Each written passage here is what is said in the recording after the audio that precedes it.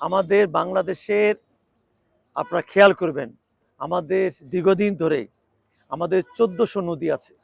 সেই 1400 নদীর মধ্যে আমাদের আস্তে আস্তে এখন প্রায় 5 থেকে মাত্র 600 নদী আমাদের জীবন্ত আছে।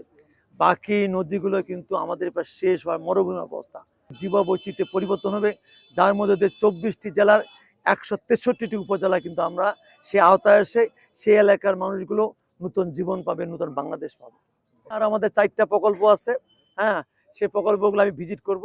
সেই প্রকল্পগুলো ভিজিট করেই আমরা আপনাদের নবাবগঞ্জবাসী আমরা জানি এই এলাকাটা আমাদের বিএনপির ঘাঁটি। সেই জন্যই আমাদের মাননীয় প্রধানমন্ত্রী এই এলাকাতে গুরুত্ব দিয়েছেন। এই জন্য আমাদের সরকারের 3 মাসের মাথায় আমি ওনার নির্দেশে আমি আসছি এবং এসে আমরা যেন হরিরামপুরের, আমরা যেন মানিকগঞ্জের সেই আমার পদ্মার পাড়টা আমরা যখন এখানে আমি পরিদর্শন করে আসলাম, সেখানে তাৎক্ষণিকভাবে আমরা এমার্জেন্সি ভিত্তিতে কোথায় কোথায় আমাদের জিও ব্যাগ ফেলে সেখানে আমাদের মানুষদেরকে এই যে বন্যা থেকে রক্ষা করা যাবে, নদীর ভাঙন থেকে রক্ষা করা যাবে, ঠিক তদ্রূপ আপনাদের এলাকাটাও আমরা গুরুত্ব দিয়েছি। গুরুত্ব সহকারে দেখেই এই এলাকাটার আপনাদের কৃষকের মুখে, এই এলাকার মানুষের মুখে হাসি ফোটানোর জন্যই আমরা আজকের এই পরিদর্শন।